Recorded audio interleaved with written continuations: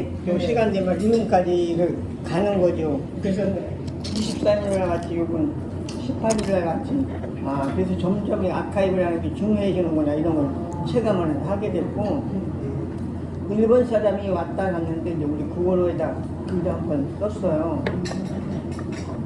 서울에 와가지고 이제 아카이브 기간 돌아본 거에 대한 그런 것도 썼고, 더 재밌는 건 2001년에 일본 후쿠현림미술관에서 아시아 문화재 네트워크를 생각한다 국제 세미나를 했었는데, 그날 그 사람이 딱 와가지고 그때 자기가 나를 만났다는 거야. 20몇 년 전이죠. 깜짝 놀랬죠. 그만큼 이런 것들이 이제 확산이 되고 중요한 게 점점 더, 그리고 나중에 이제 아카이브 싸움이라고 할 정도로 1차적인 이런 걸 가지고 있어야 되잖아요. 그게 이제 굉장히 진난하고 그런 건 있지만 이제 점점 인정을 받아가는 거죠. 왜냐면 다 AI 이런 것도 다 이런 사실 자료 데이터에서부터 출발하는 건데, 그거 원소스가 이거잖아요. 그러니까 이게 굉장히 중요한 거다. 해보니까 더 실감이 되는 거야. 관장님, 내가 인터뷰 좀 할게요. 찍고 있는데, 관장님 아까 우리 대화 나눌 때 K-pop 데모넌터스 얘기가 나왔잖아요. 네. 그래서 한류가 이제 어쨌든 뭔가 일부분 우리 문화의 일부분을 보여준 애니메이션이지만, 더더욱 이제 한류가 전 세계로 알려질 거라고 지금 다들 기대를 하고 있는데, 이미 관장님께 전 세계적으로 관장님을 찾아오고 있다. 사람들이 좀 전에 말씀하실 때 내가 못 찍었어. 이거 너무 중요한데, 잠깐만, 이거 빨리 휴대폰 해가지고 어디서 찾아왔는지 한 번만 더 말씀해 주세요. 몇 년도부터 시작됐는지. 그러니까 이제 이거에 대한 직접적인 관심은 2001년이네요. 일본 쇼구현림미술관에서 네. 아시아의 미술 문화재 네트워크를 생각한다라는 그렇게 세미나가 있었어요. 2001년도에. 네. 근데 거기를 주최했던 곳이 일본 아트 도큐멘테이션 연구회라는 그런 학회였는데, 네. 근데 우리나라에 서양 미술사학회, 근대 미술사학회 학회들 너무 많이 있잖아요, 학회도. 네. 근데 그런 도큐멘타, 아카이브 이런 거에 대한 건 전혀 없었던 시절이죠. 아하. 그리고 이제 그때 거기에 가서 그거를 발표를 하는데, 일본 아트 도큐멘테이션은 창립된 지가 그 년도에 벌써 15주년인 거야. 얼마나 거슬러 올라가는 거예요. 그러니까 나는 그렇죠. 굉장히 쇼킹했지. 네네. 우리나라는 전혀 그런 거에 관심도 없는데.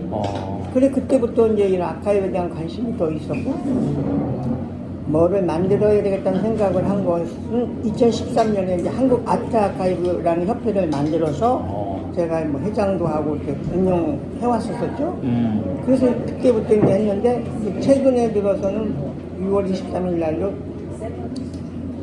일본의 국립기관이죠. 국립문화재연구소. 그래서 사람이 2명이 온 거예요. 일본에서 오는 거죠. 네. 근데 그 사람들도 이제 자기 나라 것만이 아니라 이제 아시아 전체를 보고 거기에 좀 관심이 있는 거죠. 그래서 금달지 미술자료박물관이라든지 늦게 생긴 서울 시립미술 아카이브, 국립현대미술관, 더하면 리움 같은 데 돌아보는 거죠. 네. 근데 거기에 이제 왔던 사람이 자기가 그 당시 20몇 년 전에 나를 만났다는 거야. 나는 네, 기억도 못하는데 그쵸. 학회에서 나도 막 너무 반가웠지.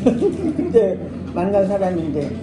근데 이런 것들이 여기에 대한 관심이 많이 높아진다는 거고, 18일 날인가 홍콩 이제 AA, 홍콩 AAA. 네, 아시아 아트 아카이브 거기에서 왔어요. 근데 저도 처음에 거기를 한 롤모델로 생각을 했었었죠. 굉장히 큰 기관이고.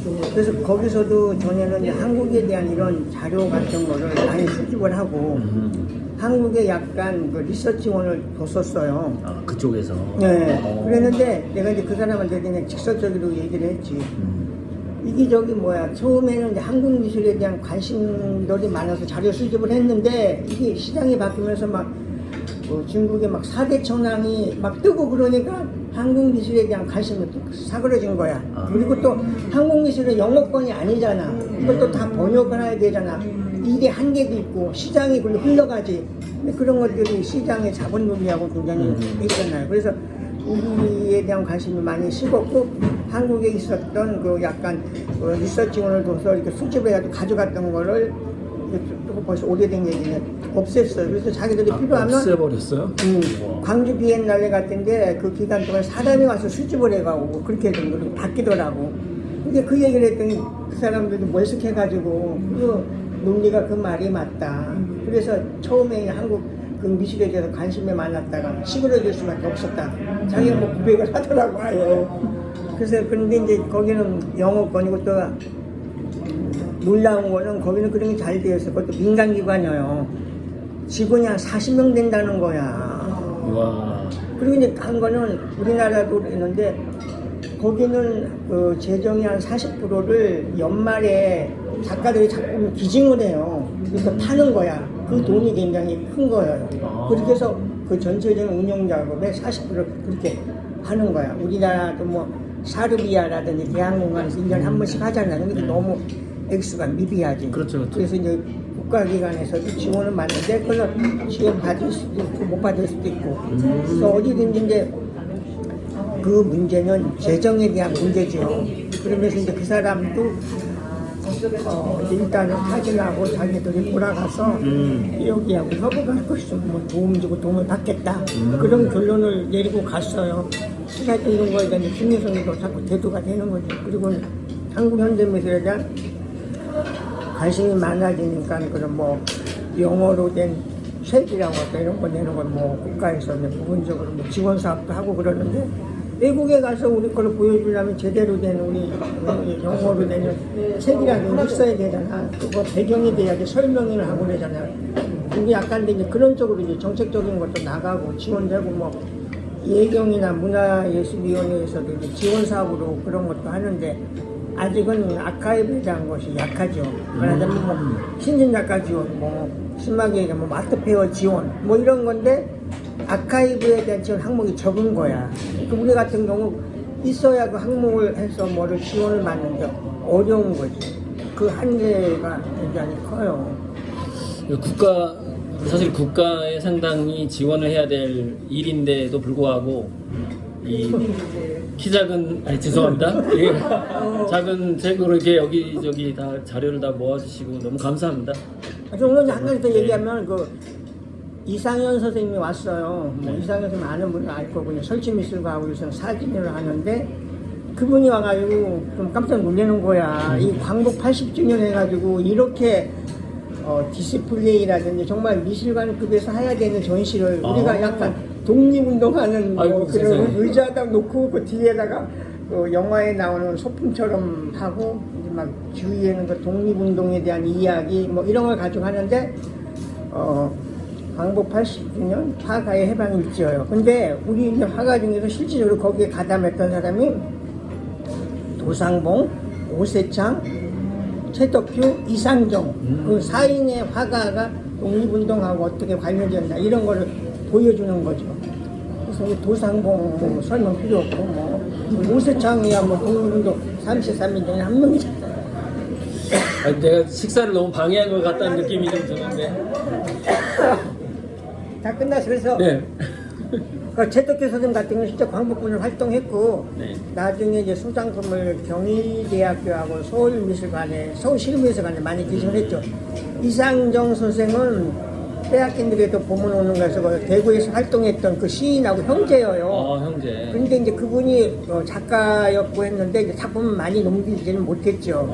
그래서 이번에 지금 독수궁에서 하는 향수 고향을 그리다 거기에도 이제 했는데 작품이 나온 것보다는 어떤 거기에 관련된 책하고 이런 자료가 나왔더라고. 그 네 사람을 이렇게 보여주는 거예요. 그래서 영상으로 보여주고 거기서 그 사람들이 그 어떤 기록이라든지 아니면 이렇게 뭐 이렇게 하면서 뭐 인터뷰한 거 있잖아요. 네. 아니면 또 뭐 수감 생활을 했었어야 되고 거기서 따온 말을 가지고 이제 텍스트로 해서 했는데 그러니까 이상현 선생님이 놀란 거는 이것도 국가 차원의 전시인데 이런 조그만 데서 하냐 이거죠. 한국에서 하냐 이건 진짜 너무 자기는 놀랍다. 또 독일에서 공부하고 온 작가예요. 굉장히 이런 거에도 관심이 많은 사람 이상현 선생님이라고. 요번에 아주 인사태 센터에서 2시간 재밌는 걸 풀어냈죠. 옛날에 그 20일간 심순의 얘기 비슷하게 해가지고 옛날에 뭐를 풀어다가 이걸 낭독을 하고 검색해보면 나올 거예요. 그래서 그거를 제가 뭐 유튜브 대가니까 자기가 이제 너무 또 고마운 거야. 김달친이 취해지고 하니까 막 그게 금방빵 알려지잖아. 그래서 너무 고맙다고 말씀을 지금은 거의 한 20년간 지금 장흥에 가나에서 제공해주는 거기에서 이제 하고 있는 작가예요.